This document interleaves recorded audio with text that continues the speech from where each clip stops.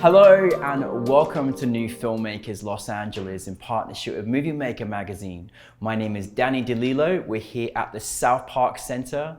I'm delighted to be reunited with Cheri with her movie Old Girl in a Tutu. Let's take a look at the clip. I didn't want to put myself in a picture and just be a photograph plastered in.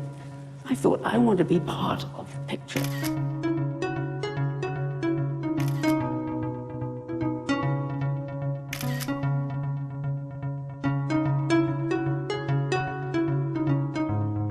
I can't paint, but I could use these apps to make the image the way I wanted it to be, and it was new.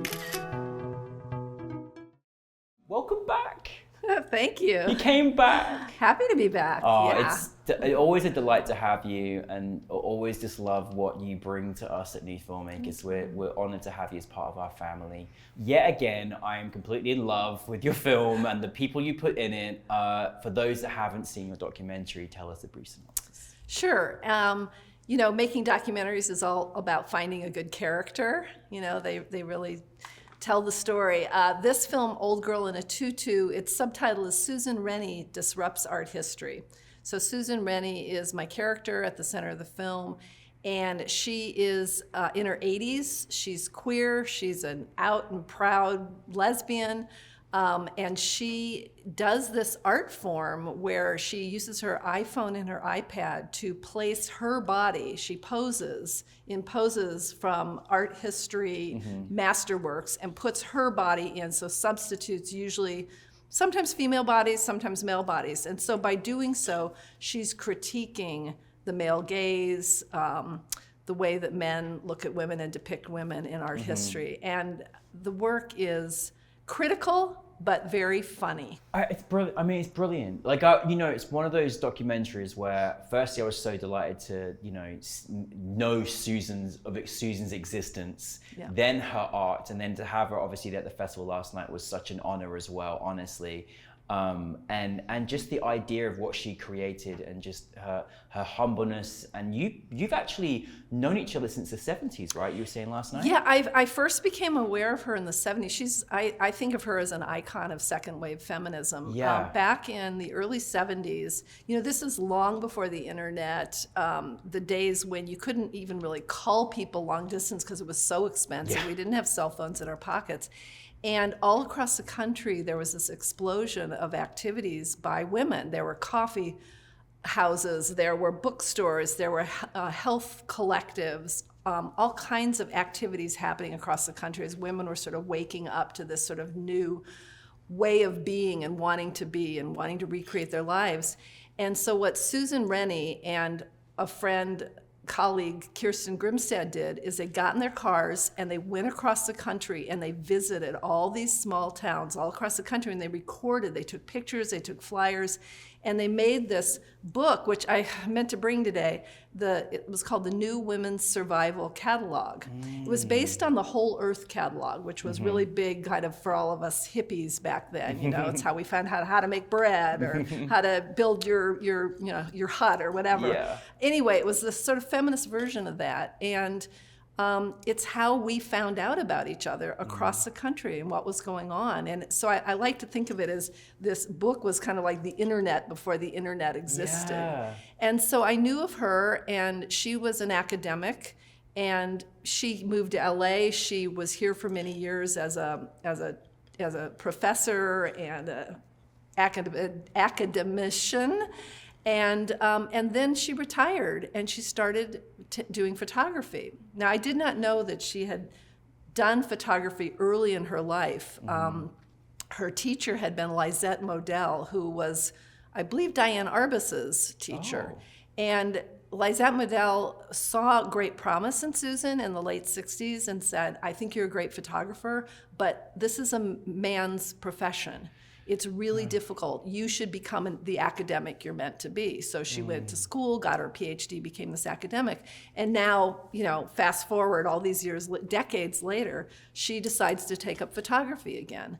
And it's the early days of the iPhone, and she starts to just say, well, wait, this is a tool in my pocket. So she begins to do all these different series. And then she finally settled on this particular series that I was intrigued with and decided to make the film about, where she's inserting her body into these masterworks of art. And there was an exhibition of the work at Spark, which is the Social and Public Art Resource Center in Venice, California. And I was like, oh my gosh, I need to make a short film about this.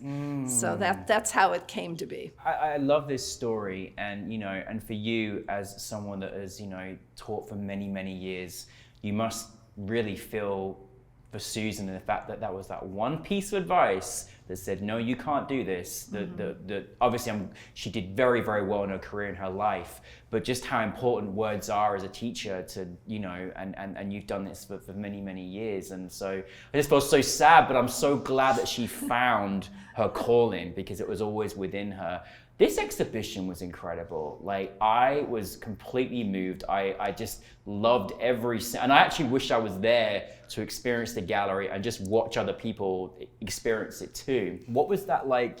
Because I mean, it's very, again, as as a documentarian filmmaker, you've got to build that trust with your subject, the person in front. How did that come about, and how did she feel, and what was that process like for you? It was actually incredibly easy in her case, because she is so comfortable with who she is, and she talks about that in the film, that she's always been androgynous. She's not afraid of showing her body in these works, and she's not, I've filmed older women before who really want to make sure there's, a makeup artist on set, or that I'll apply a beauty filter afterwards to smooth their skin. No, she didn't want any of that. So she is very unapologetically herself, and that's part of what I want to show in the film too, is that I think, we all know we live in a culture where women are so pressured to, look a certain way and act a certain way. And for her to just feel so comfortable in her skin is a positive message for all women, whether you're, gay or straight. Yeah, absolutely. And just seeing her shine on camera was so special. I think the most hardest thing I had trouble with was her coming to terms that, like, she's an artist, like, and I was just like, you're amazing, like, you are an artist, you've always been an artist, What did you think in her experience? I mean, listen, she's lived a long life with many life experiences. Was there anything that you felt with that relationship that she discovered in making this film? What was her kind of reflection looking back on making it? Because I think we always learn something, but when somebody is able to put you on camera and show what you've done, what did she take from the film, do you think? That's a good question. I know she's really delighted, and like I said, she was easy to work with in the sense that every time I would do a cut, I really wanted her to feel comfortable with the film. And I know even with making documentaries, that's controversial. Do you allow your subject to approve your cut and that sort of thing? But I didn't want to. And in the moment, people will say things, and then later they're like, I'm not sure I should have said that. But at every turn, I was able to just share cuts with her, and she was always like, great, great, great. Never a single thing, take this out, do something different. So she felt very honored by me making this film about her. So in the beginning, when she says, I'm so happy to have you here, I, in my edit, made that be her speaking to the audience, but she was actually saying that to me, and it was a message of how honored she was that I was making this film about her, which was very sweet, and that was not necessary to be in the film, but I wanted the audience to feel welcomed. We live in a culture where there's so much mystique about what is an artist and who is an artist and who gets to be an artist. I've visited other countries where it's very different. Like, you go to Bali and everyone in Bali is an artist. They're a woodcarver or a dancer or a silversmith or a painter. In our country, in the US, it's so, and I think in Western civilization in general, there's this idea that you have to be this genius and you're brilliant and you're working, toiling, and struggling, and all these stereotypes of what it is to be an artist. And anybody can choose to expand their creativity, and it's one of the reasons I loved being a teacher for so many years. Is I taught a class called video art, and the kind of kids that took my class were not only the ones who wanted to be filmmakers someday, but the jocks. Yeah. The kids who thought, I could never paint, I couldn't do real art, but I could probably do video art, because how hard could that be? Yeah. And I loved, connecting young people. And especially a lot of people get scarred early in life. They're like, somebody told them, you're not very good at this. Yeah. And to just empower every single person to find that creative spark, and not just, teaching them the craft, but what is it that they want to say? Because art is such a good vehicle for communicating not only how you feel, but your vision of what the world can be. I mean, to me, art is very much an activist practice. Mm-hmm. It's something, I really choose to do projects that I think are trying to make the world a better place. I'm not saying every artist needs to do that. I mean, some artists just do things that are beautiful, and we need that too. So you do that. I always loved. Honestly, I'm like, your students were blessed to have you as a teacher. Like, I'm not even joking, because I'm always learning something more, and always that reminder that I'm okay, and that I'm okay as I am, and I'm okay to learn, and and so I just always appreciate that about you, and it's why it's amazing that you're a filmmaker as well, because I think the values that you have and what you're standing up for is phenomenal. Now obviously this was in a gallery format. Obviously people got to go and experience Susan's work, which is amazing. What's now taking this on the road? Like, just very much like the work that you've done, but as a filmmaker, like, I love stirring the pot. I love making people feel uncomfortable, because it's not normally what they see, particularly in this context for the male gaze and how they've seen, women, especially in this particular context and art form. What's it been like on the journey of this, as taking this around? Well, this is brand new. We had our world premiere 2 nights ago, and last night was our LA premiere at NewFilmmakers LA. So this is brand new. But what has been so gratifying is to have audience members laughing out loud. Yeah. And just, they get into this, they're laughing so hard, and then the next one comes up, and they almost start laughing before they see what it is. And that, because I think that humor is such a powerful tool as well, So like you're saying, there's a certain uncomfortability, when you see, the Venus of Willendorf, in a good way. Willendorf, the Venus on the half shell, you've got this gorgeous Botticelli, and then you see this kind of not chubby, but round older woman walking into the frame and taking her place, with love and invitation. Yeah.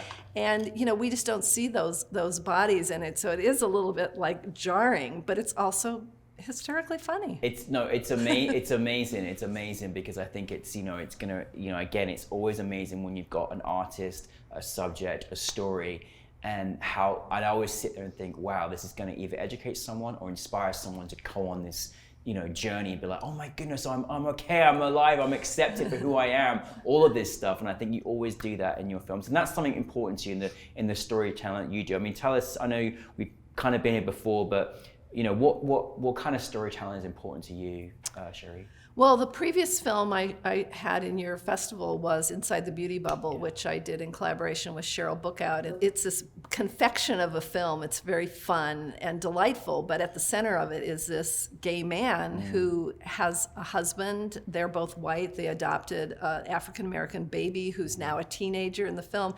And our sort of desire was to present this image of an alternative family, a gay, biracial adoptive family. You don't always see that on screen. And it's interesting, we had people go see that film that were opposed to gayness or opposed to whatever, and come out and say, what lovely people, and I like them, and maybe it's not so bad. So that's that social change aspect of my work that I care about a lot. I've done films about women surrealist artists. We know about Dali, and we know about a lot of male artists of the surrealist movement, but we don't know a lot about the women. And so that was another film, Glorious Call, where I had a scholar who's in her 80s, and she, back in the 70s, she went on these wild adventures to Paris to meet all these women surrealist artists. So we have her telling these stories and then illustrating it with the art of these women surrealist artists that a lot of people don't know about. And I did another film about Alma Thomas, who's an African-American woman painter who, you know, they were putting together a museum retrospective. And she's, to me, one of the great American artists. Like, we should know her name. And now actually she's become much more well-known, I think, as a result of this exhibition. But it was so delightful to make a film about her work. And that was an interesting challenge because she's no longer alive.